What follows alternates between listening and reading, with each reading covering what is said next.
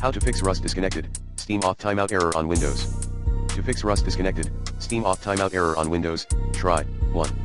Backup existing router and modem configurations and reset your device. 2. Make sure your firewall isn't blocking the Rust game. 3.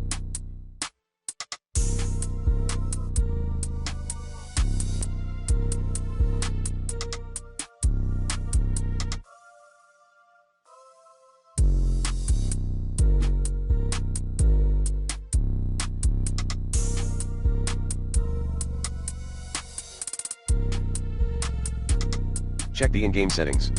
4. Reset your Windows PC. 5. Remove and reinstall Rust.